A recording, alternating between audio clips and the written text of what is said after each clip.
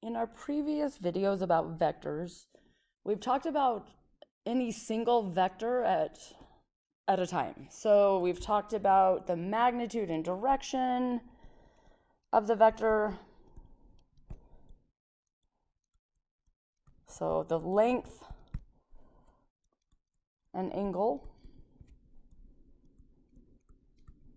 And then we talked about vector notation,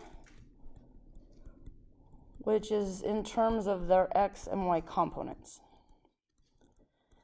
Now, as we get back to looking at motion, not just linear motion, but you hit a ball, say you're golfing, you hit the ball, it flies through the air.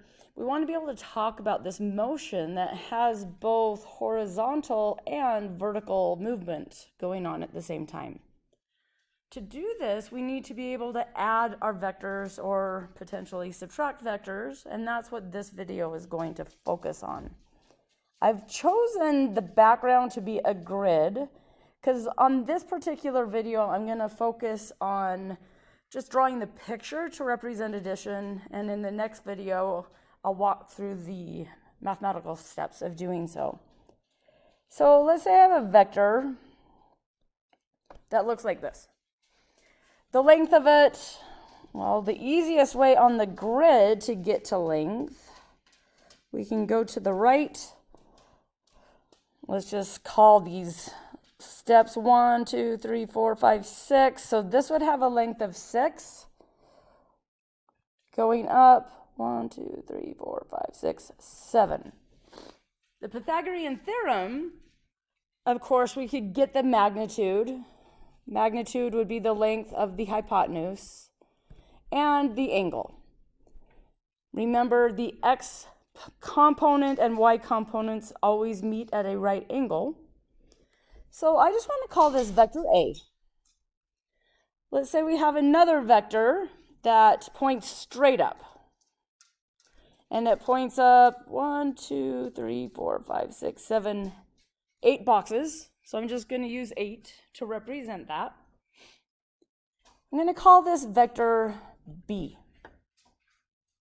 So if we wanted to add these two vectors together, vector A plus vector B, I can't, well, for example, let me find the magnitude of that first one. So this length would just be over 9.2. It is not valid to say vector A plus vector B would be just 8 plus 9.2. So it's not valid to add magnitudes.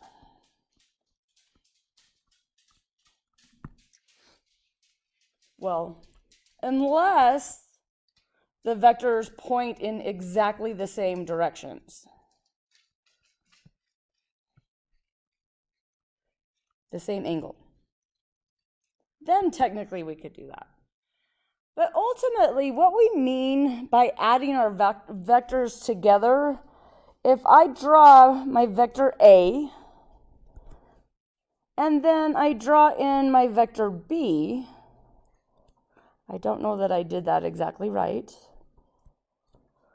Then the result, meaning the answer, let me find a better color than green. I wonder if purple will work.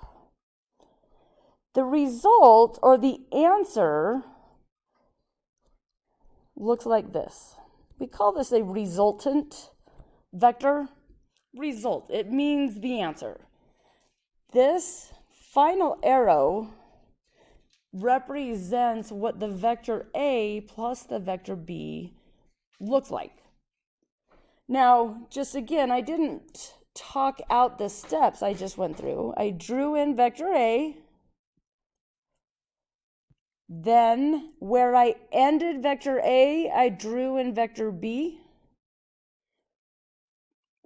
The result, meaning A plus B, the result starts where vector A started, and I draw another arrow to represent the vector I draw it to end at the same place vector B ended. This is what A plus B represents. Now we will get to the point where we're going to talk about how this A plus B together has an X component. And then if I draw all the way up to the top, this A plus B has a Y component.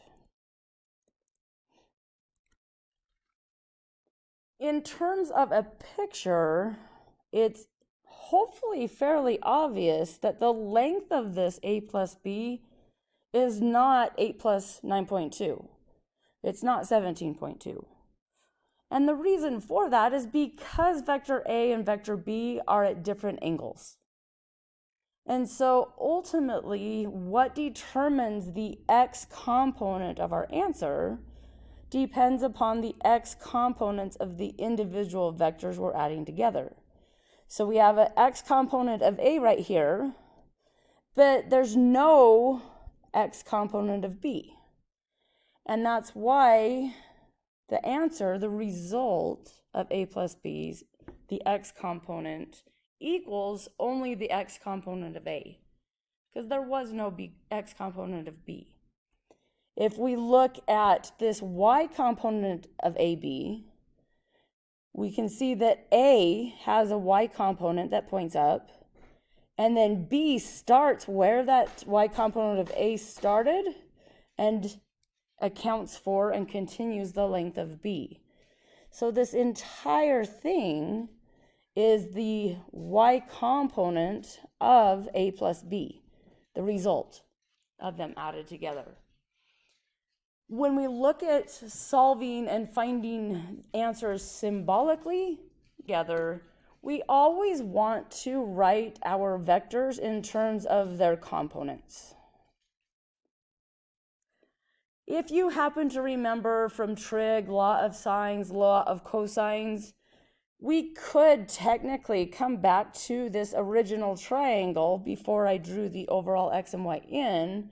If we know angles and lengths of A and B, we could use the law of cosines to find the length of this resultant vector. Totally doable. It turns out, though, that is most useful when you only are adding two vectors. We will very quickly get to a point where we're adding 3 or 4 or 5 vectors together, and then you end up having to do law of sines or law of cosines multiple times, just 2 at a time. When we take the time to write our vectors in terms of components, we end up being able to add as many vectors as we want. So for example, let me just draw something else. Let's say we had a vector A,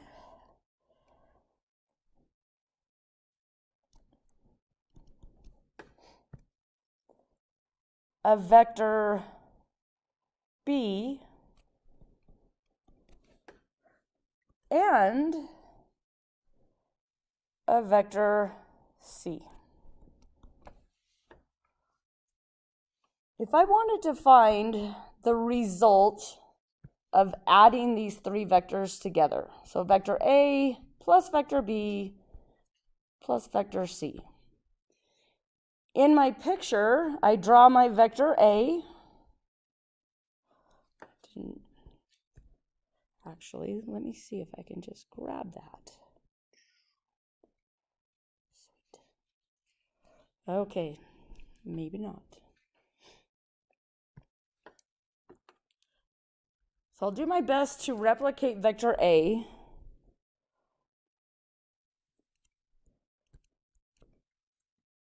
Where we end vector A, right here, is where we start vector B. And I'm sorry, I'm not doing the best job of lining up the grids perfectly. And then we draw in vector C. We're not going to end up with a triangle, but we can say that the result starts where we started vector A and ends where we ended vector C. So this is the, I'll call it R to represent resultant, just meaning the result of the answer. This overall resultant vector has an X component and it has a Y component. Those components meet at a right angle. When we end up with using more than one vector in our addition, we end up with weird shapes in here. But if you notice, however far we went to the right for A, I'll just call that A sub X to mean the X component of A. Then how far we went to the right for B, so the X component of B, we then, let's get back to blue. From there, where we ended that, we go back that leftward component of C, and that leaves us with this X component of the resultant answer. Similarly, in the Y direction, we go up for A, so the Y component of A, and then up for B, the Y component of B, and then where we just ended, we go down because the C vector has a downward component. And what we're left with right here is the resultant Y component. This is why ultimately when we write vectors in terms of components, it ends up being really easy to add and subtract. And so that's what we will be looking at in the next video. I do want to mention a couple of things first. Let's say we wanted to find vector C plus B plus A.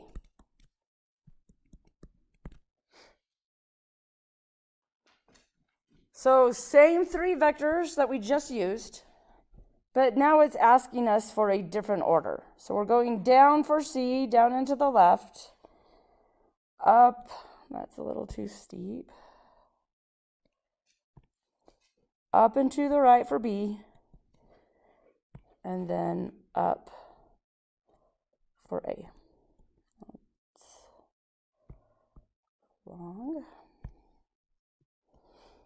My result, my answer of C plus B plus A starts where I started C and ends where I ended A.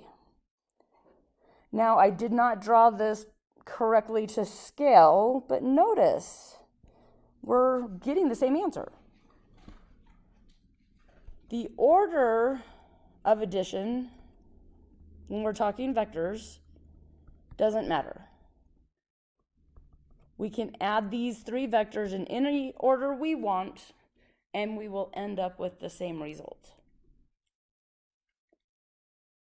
Now, there's one more thing we can do with our vectors, I suppose actually two. We can multiply a vector by a scalar, meaning a number. So for example, if I have a vector that points to the right by however many that is, I'm just going to say 8. And I call this vector A, and then I have a vector that points straight up.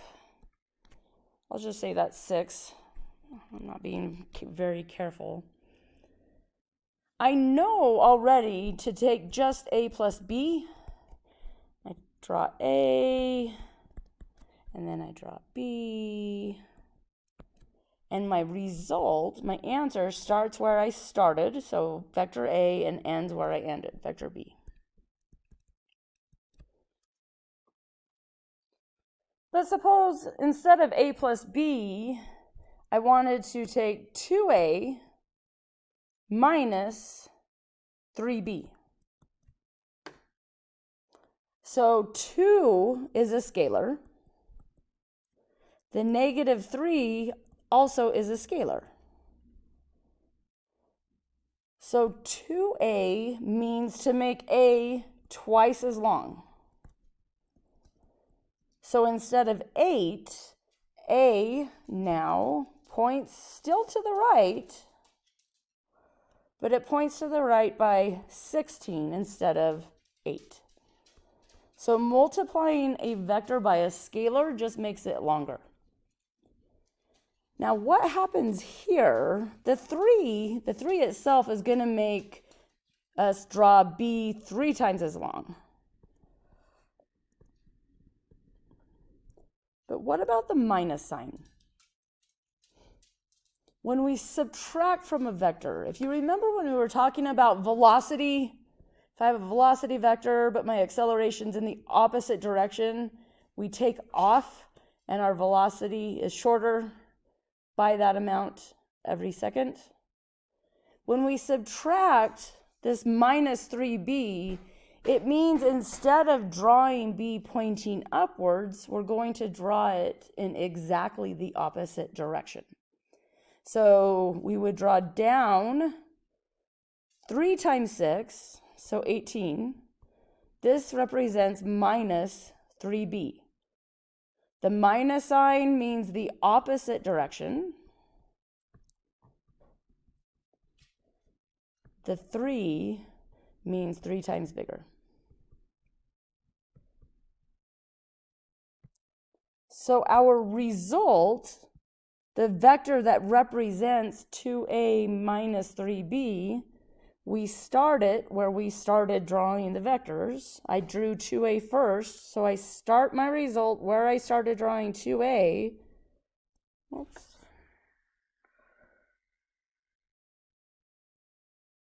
And I end it where I ended the minus 3b. So this vector represents 2a minus 3b. It's much longer, and now it points downwards because of this minus sign. So this is what we're getting at when we're talking about adding vectors. Thinking through vector addition in terms of a picture is very helpful. And of course, next video we'll talk about adding and doing just the math behind it as well, which of course will be essential to solving most of our problems. But let's look at a couple quiz questions, just conceptual checks first. So look through this problem. Again, pause it for just a minute.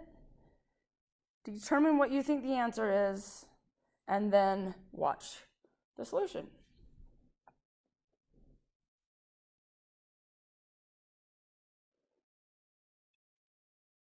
So this question, we have vectors A, B, and C drawn for us. The options for answers are at the bottom. I'm going to just draw on this grid. This grid is nicely set up, better than the background I was trying to use. Again, remember it does not matter what order we add in. I'll show you that in just a minute. But let's do it in the order it says, A plus B plus C. In here with the bolded A, bolded B, bolded C, the bold is a way of meaning vectors instead of the half arrow, just in terms of making it easy to type out. So I have vector A. I'm just going to add on to what's here as vector A. Vector B would start here. I see vector B goes to the right by 2 and up by 1. So that's my B. From where I just ended B, I want to draw vector C. So I need to start here and go to the left by 3. The result starts where I started and ends where I ended. That's our result right there. The correct answer is C. It's really good to get a feel for drawing these out, because as we do problems and solve problems using our vectors, we want to make sense of the answer, make sense of where it's pointing, what quadrant, and so forth. And again, just quickly, if you wanted, we could do C plus B plus A. The result would start where we started and end where we ended. That's the same thing. If we wanted to take B plus A plus C, our result would start where we started and end where we ended. Our result would be the same thing. So the order doesn't matter. All right, another understanding check. So read through the question.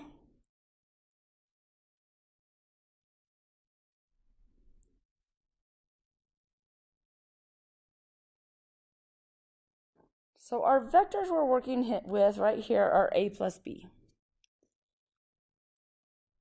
To determine A plus B, though, we don't start them at the same dot. We draw one of them, and where we ended that, we draw the next one. So here our result starts where we started, ends where we ended. So C is the correct answer.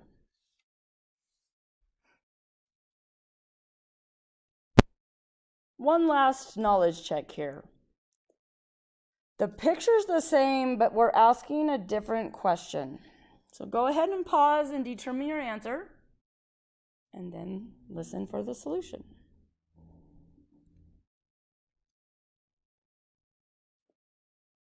So again, I'm going to write this to the right. 2A means to draw A twice as long. Minus B, we're essentially multiplying just by -1. So we're not going to draw B longer, but we need to draw it in the opposite direction. So our result will start where we started and point up to where we ended. So in this case, A is the answer. So this covers looking at adding our vectors or subtracting, multiplying by a scalar, looking at what the resultant vector should look like, what direction it should point in. If we drew things perfectly to scale, we would be able to technically measure with a ruler how long the vectors were. The next video, we're going to look at the same sort of thing, but using the mathematics behind it.